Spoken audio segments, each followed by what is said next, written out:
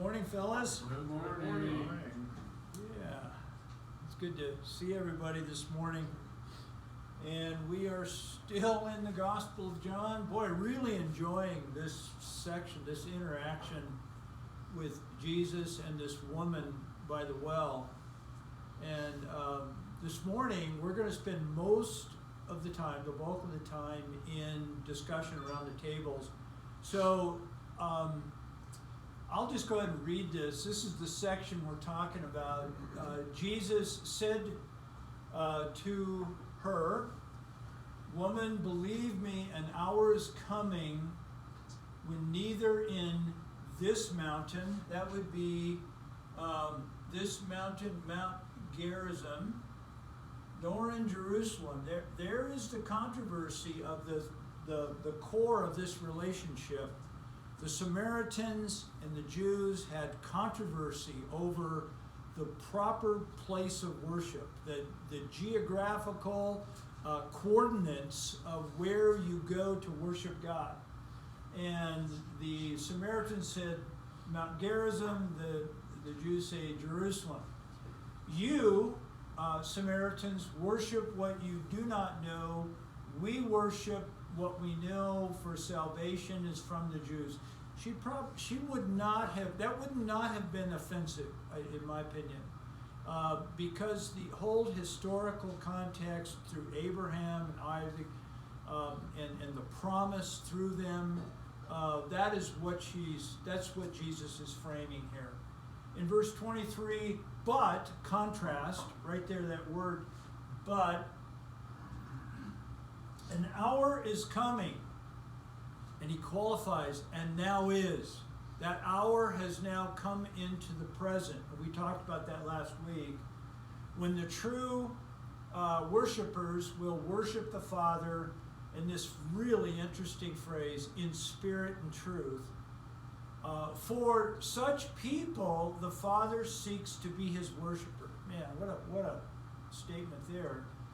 He wraps up his statement, Jesus, in verse 24. God is spirit, a declarative statement, and those who worship him must worship him in spirit and truth. The second time that is mentioned, this idea of connecting spirit and truth. And that's kind of where we're going to dive into that this morning. So there's the text. Recap thus far. Here we go. Jesus is refocusing the conversation from going to the right place, Jerusalem, Gerizim, to being in the right place, right there. Being in the right place, that being a true worshiper. He redirects towards the weightier matters, in my opinion, the weightier matters of state of being, state of a person's being, versus merely executing a prescribed methodology. This, in my opinion, is human nature. It's just tell me what I need to do. Just tell me what I need to do. This need for a perfunctory kind of instructional. Just tell me what I need to do so I can be right with God. This is what we're talking about. Jesus is saying, no, it is a state of being that we're talking about here, not a perfunctory carrying out the right details. So, from there, he defines true worshiper as one who, and again, this again is my opinion, aligns with what is. This alignment with what is based primarily, exclusively on the nature of God versus, there's the contrast. It's hard, my hand isn't real steady here. Versus our human tendencies to overcomplicate matters to satisfy our own egos. This whole perfunctory thing that I'm talking about is really ties back to our ego, this need of ego to be satisfied with I am right with God. in this regard, this idea of alignment is much more about letting go of our prescribed notions versus adding to. It's about letting go versus adding to. Yes? Well, I keep thinking of Paul's letters saying, the law was like a child conductor until it came to this point in time. Yeah. Because although you're saying it's kind of a human tendencies, those human tendencies are framework, those are laid out. He says we worship what we know. And that wasn't an ambiguity that he was saying we Jews, we have a knowledge here, we have the law, we have all these things well dictated to us. So it wasn't made up. Yeah, But true. He's saying it's about to become irrelevant. That's a huge shift. I mean, it's not worth throwing out. I mean, in a way, yeah, it's human tendencies, but we're worshiping according to the book of Leviticus, and that all is prescribed very clearly. I think we're. I'm sorry, I cut you. I mean, well, I'm saying it's sort of it's almost like he's saying, yes, we have these books of Leviticus, but that stuff really, I want to say it doesn't matter. Yeah. It's becoming irrelevant. We're grappling with that. It's different, and because it's being replaced. Yeah. Well, it's kind of you're growing out of it. It was a necessary thing at the time. Yeah. But as you mature. Well, I'm sure the good Jews say you don't grow out of this stuff. He's definitely, by his language, reframing. Yeah. He's reframing it to the degree of the importance. Boy, that's up for debate and question. Yeah. I know that goes. Yeah. I'm thinking of when Jesus goes and talks to the scribes. I forget who exactly is the audience is. You tithe mint and cumin and these things to avoid the weightier things. To avoid the weightier thing. He says you should have done that. It's okay to do that, but you shouldn't have avoided the weightier. He doesn't disregard their activity, but they really lost sight of what that was all about.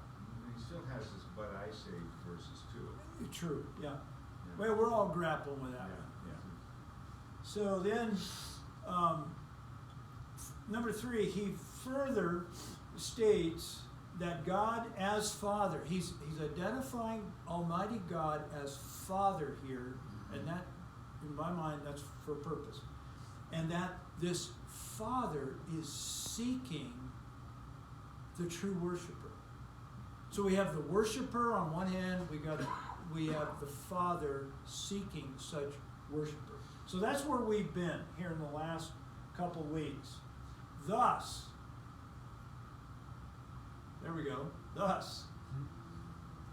what Jesus is talking about in this dialogue is about a real connection.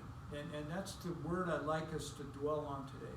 There's a connection between the seeking Father and the true worshiper. There is, let me qualify that, there is the possibility of connection. That there is a possibility of a real connection between, right here, the true worshiper. The true worshiper is seeking direction towards the Father, and the Father is seeking connection with the true worshiper. Wow, and this opens up a whole thing to talk about, and that's what we want to talk about.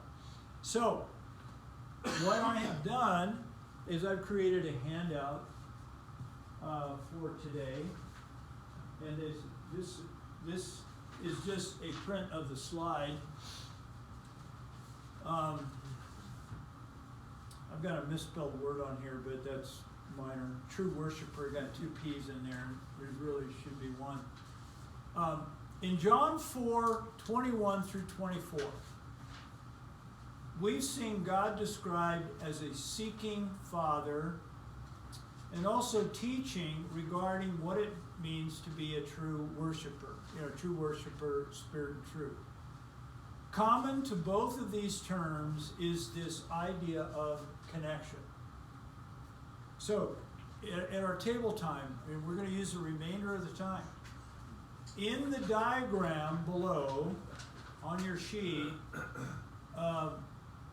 draw in what you feel. You'll need a pen or a pencil. Draw in what you feel best illustrates how this connection occurs. I mean, it is wide open, guys. And all you have to start with are true worshiper, Father, spatially apart, and that, that may not even be. I'm wide open how you want to do this. And then I've got these increments of percentage, just so, you may want to think of it as God's part, my part. However you want to cast this thing, draw lines on there to show how you think it works. The very thing Steve was grappling with this morning is what we're talking about, is how does this connection work? And what does it look like? How do we frame it? And this is valuable because, guys, we've been doing this for a while.